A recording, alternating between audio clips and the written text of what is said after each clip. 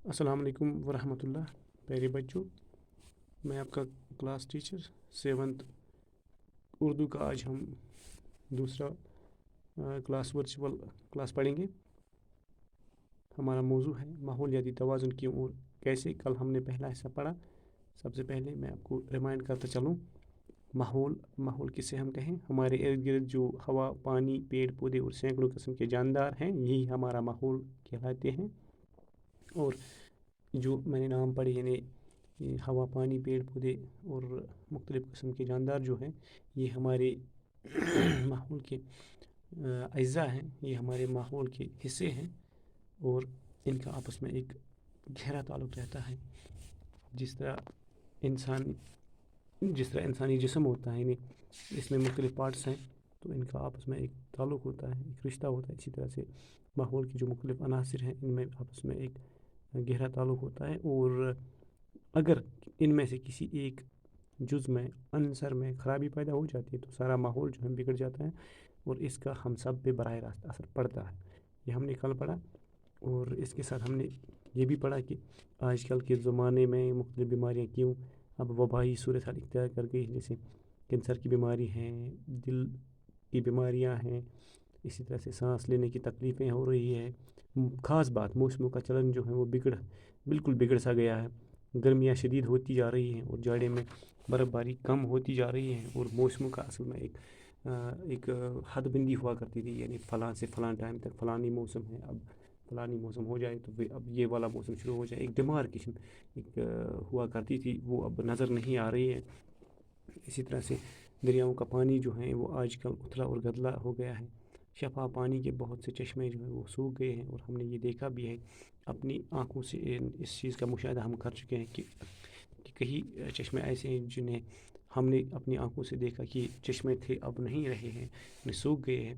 یہ سب جو ہیں، یہ سب اس لیے ہو رہا ہے کیونکہ قدرت نے ماحول کے مختلف عناصر میں جو ایک توازن قائم کیا تھا، یعنی جو ایک نیچرل بیلنس تھا، وہ بگڑ گیا ہے. وہ بیلنس جو ہے وہ اب ختم ہوا ہے، اور اس کے لیے ہم سب ذمہ دار ہیں. ہم انسان جو ہیں اس کے لیے ذمہ دار ہیں. تو آج کا حصہ جو ہے ہم پیج نمبر 12 پہ پڑھ رہے ہیں. آپ سبوں سے گزارش ہے کہ آپ کتاب پہ پیج نمبر 12 نکالیں. آپ کی جو درسی کتاب ہے اردو کی، بہارستان اردو، پیج نمبر 12. تو یہاں سے ہم شروع کرتے ہیں. پہلے میں اس کو پڑھتا ہوں. پچھلے 1.5 صدی میں انسانی آبادی جس تیز رفتاری سے بڑھی ہے، اسی رفتار سے انسان کی ضرورتیں بھی بڑھ گئیں. ان بڑھتی ہوئی ضرورتوں کو پورا کرنے کے لیے پیداوار بڑھانے کی کوششیں بھی تیز ہوتی گئی. اسی مناسبت سے ہر طرح کے قدرتی وسائل پر بھی دباؤ بڑھتا گیا. صنعتی انقلاب نے انسانوں کو مشینوں سے روشناس کرایا، جن کی مدد سے ہماری پیداواری صلاحیت کئی گنا بڑھ گئی، اور اس طرح سے ہماری بڑھتی ہوئی آبادی کی ضرورتیں پوری ہو گئی. تو یہ جو ہمارا پیراگراف ہے، یہ میں اس کو آپ کے لیے ترجمہ پیش کرتا ہوں. پچھلے 1.5 صدی، تو پہلے ہم دیکھیں گے صدی کا مطلب 100 سال. تو اگر ہم 1.5 صدی کہیں، 1.5 صدی، تو اس کا مطلب لگ بھگ پچھلا جو 150 سال رہا ہے، اس 150 سال میں انسانی آبادی جو ہے بہت تیزی سے بڑھتی گئی. اور یہ سیدھی سی بات ہے، جتنی آبادی بڑھتی جائے گی، جس رفتار سے بڑھتی جائے گی، اسی رفتار سے انسانوں کی ضرورتیں بھی بڑھ جائیں گی. میں آپ کو سمجھاؤں گا. اگر کسی گھر میں 5 افراد ہیں تو وہاں 5 لوگوں کے لیے کھانا پینا، کپڑے اور بھی اخراجات جو ہیں ان کے وہ ڈھونڈنے ہیں. اگر کسی گھر میں 20 افراد ہیں تو وہاں پہ 20 افراد کے لیے ہم نے مختلف چیزوں، یعنی کھانے پینے کی اشیاء ڈھونڈنی ہیں، ان کے لیے کپڑے ڈھونڈنے ہیں، ان کے لیے رہنے کی جگہ ڈھونڈنی ہے. تو جس طرح سے جہاں پہ کوئی جس انسانوں کی جتنی تعداد ہوتی ہے، اسی طرح انسانوں کی ضرورتیں بھی ہوتی ہیں. تو ہم نے پڑھا پچھلے 150 سال میں انسانی آبادی بہت تیزی سے بڑھی، اور اسی تیز رفتاری سے انسانوں کی ضرورتیں بھی بڑھ گئی. اور بڑھتی ہوئی ضرورتوں کو پورا کرنے کے لیے پھر انسان نے کیا کیا؟ پیداوار بڑھانے کی کوششیں بھی تیز کر دی، چونکہ یہ ضروری بات ہے. اب جب کہ انسانوں کی آبادی بڑھی، ضرورتیں بڑھی، اور ضرورتیں پورا کرنے کے لیے کوششیں بھی تیز ہوتی گئی. اسی مناسبت سے ہر طرح کی قدرتی وسائل جو ہیں ان پہ بہت زیادہ دباؤ پڑ گیا. تو قدرتی وسائل جو ہوتے ہیں، زمین ہیں ہمارے، یعنی زمین کی جو بات یہاں پہ آئی، بہت اس میں ایک اہم وسیلہ ہے، ایک اہم ریسورس ہے. یعنی ہمارے جو جنگلات ہیں یہ ایک قدرتی وسیلہ ہے، یہ ایک نیچرل ریسورس ہے. یعنی ان چیزوں پہ بہت زیادہ دباؤ پڑا. اسی طرح پھر دنیا میں ایک اور بڑی بات ہوئی کہ صنعتی انقلاب ہوا. صنعتی انقلاب مطلب انڈسٹریل ریولیوشن ہوا، یعنی مشینوں کا بہت زیادہ آنا ہوا، یعنی زیادہ سے زیادہ مشینوں کا استعمال ہونے لگا.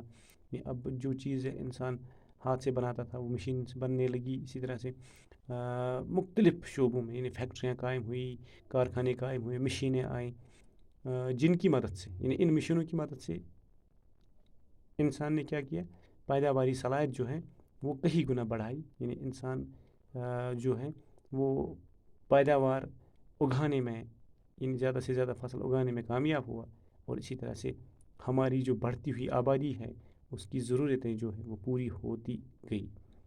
لیکن پیداوار کو بڑھانے کے لیے ہمیں زیادہ سے زیادہ خام مال چاہیے. بالکل صحیح بات ہے. یعنی اگر انسانوں کی آبادی زیادہ ہو گئی تو اب زیادہ ہمیں اس کے لیے کپڑے چاہیے، آبادی کے لیے اس کے لیے زیادہ سے زیادہ جوتے چاہیے. یعنی جو بھی کچھ انسان استعمال کرتے ہیں پہننے کے لیے، کھانے کے لیے، رہنے کے لیے، یعنی اب زیادہ سے زیادہ ہمیں ان کی ضرورتوں کا خیال رکھنا ہے. تو لیکن کوئی بھی پیداوار بڑھانے کے لیے ہمیں زیادہ سے زیادہ خام مال کو استعمال کرنا پڑتا ہے.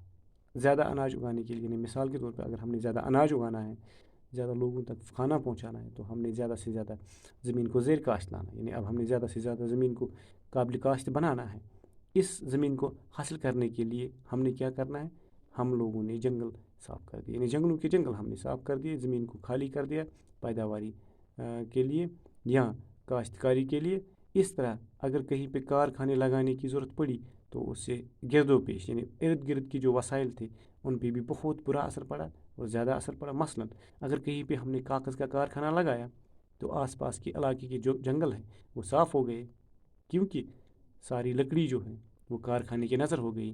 پیارے بچوں، آپ کو پتہ ہی ہے کہ کاغذ جو ہے لکڑی سے بنائی جاتی ہے. جہاں دھات سازی کا کام ہوا، جہاں کہیں پہ مائننگ ہوئی، یعنی زمین کے اندر سے جو مختلف چیزیں نکالتے ہیں، جیسے کوئلہ نکالا جاتا ہے، جیسے اگر ہم لوہے کی بات کریں، کہیں پہ سونا نکلتا ہے زمین کے اندر سے. یعنی ان چیزوں کو، یعنی میٹلز کو زمین سے نکالنے کا جو کام ہوتا ہے اس کو دھات سازی کہتے ہیں. انگلش میں کہیں تو مائننگ کہتے ہیں.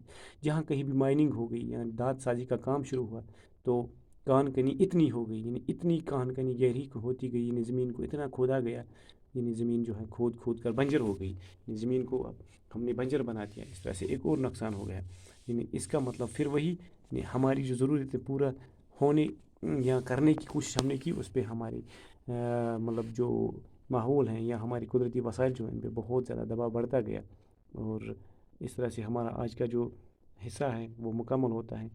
انشاءاللہ کل ایک اور کلاس کے ساتھ پھر آپ کے ساتھ ملاقات ہوگا. خدا حافظ.